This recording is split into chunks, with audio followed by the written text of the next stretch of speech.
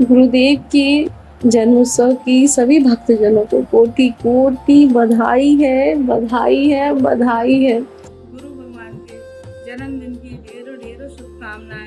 महाराज जी की प्राकट उत्सव की बहुत बहुत बधाई है। एक समय था जब गुरुदेव मेरे जीवन में नहीं आए थे, तो मुझे ना हर दम हमेशा मैं गुस्से में रहती थी, अपना जीवन ही नष्ट कर लेना चाहती थी, हमेशा दुखी रहती थी। ऐसी परिस्थितियाँ मेरे जीवन में बन गई थी कि मुझे कुछ समझ में नहीं आता मैं क्या करूँ, क्या नहीं करूँ।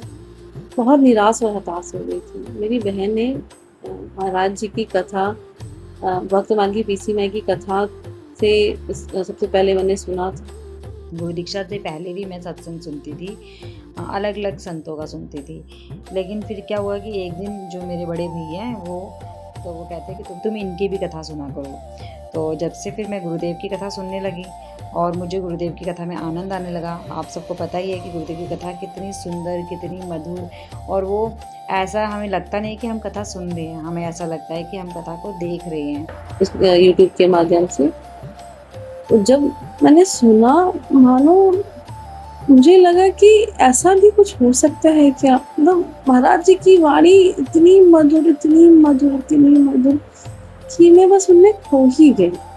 मैं बहुत पहले से उनसे दीक्षा लेने से पहले ही उनकी कथा सुना करती थी और वही मेरे हृदय में वो भाव पैदा किया कि मुझे अब भगवान की शरणापन होना चाहिए। धीरे धीरे जो भी संशय थे मेरे मन में, जो भी तनाव थी, जो भी जितनी भी स्ट्रेस चीज़ें थी, धीरे धीरे दूर होती चली गई। आज ये समय है कि अगर मैं महाराज जी की कथा नहीं सुनती हूँ तो मुझे ना हर जगह ना बहुत फ्रस्ट्रेशन होने लगती है। वो मेरे जीवन के एंटीडोज हैं। अब मेरा जीवन कहाँ था और क्या हो गया, क्या उन्होंने दे दिया। मतलब मैंने तो कुछ किया ही नहीं, मेरी तो कितनी, बस उन्होंने निहाल कर दिया।